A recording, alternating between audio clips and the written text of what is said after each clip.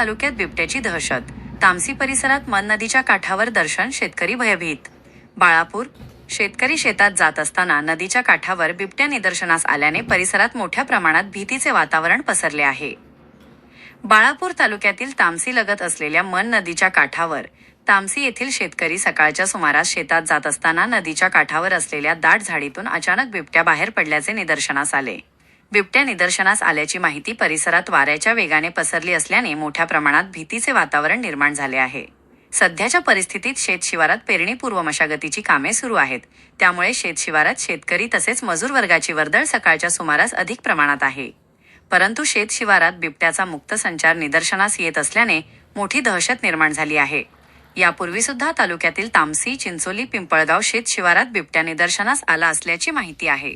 याबाबतीत शेतकरी बांधवांकडून वनविभागाकडे बंदोबस्त करण्याची मागणी वेळोवेळी करण्यात आली आहे. त्या अनुषंगाने वनविभागाकडून मिळालेल्या माहितीनुसार बिबट्याचा शोध घेतला असता प्रयत्न निष्फळ ठरले आहेत.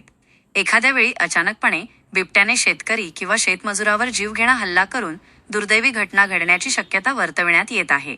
त्यामुळे वनविभागाकडून परिसरातील बिबट्याचा कसून शोध घेऊन बंदोबस्त करावा अशी मागणी मोठ्या प्रमाणात करण्यात येत आहे.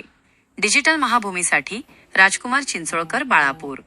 माझं नाव मिथुन रामभाऊ काळे, राहणार तामसी. आमच्या परिसरात तामसी गावामधील याआधी पण वारंवार बिबट्याचा प्रवास चालू आहे आणि रोजच बिबट्या कुणा ना कुणा मार्गामध्ये आढळतो. यामुळे कसा आहे, शेतकरी वर्ग, महिला वर्ग हे खूपच भयभीत आहेत बिबट्यामुळे.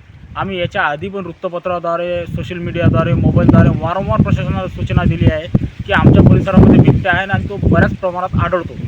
तर अद्यापही प्रशासनाने आतापर्यंत कुठला बंदोबस्त केलेला नाही आहे. आमची कळकळीची विनंती आहे की आता तरी शेतकऱ्याच्या हिताकरता प्रशासनाने ते बंदोबस्त करून त्या बिबट्याचा विल्हेवाट करावा अशी आमची कळकळीची विनंती आहे. धन्यवाद.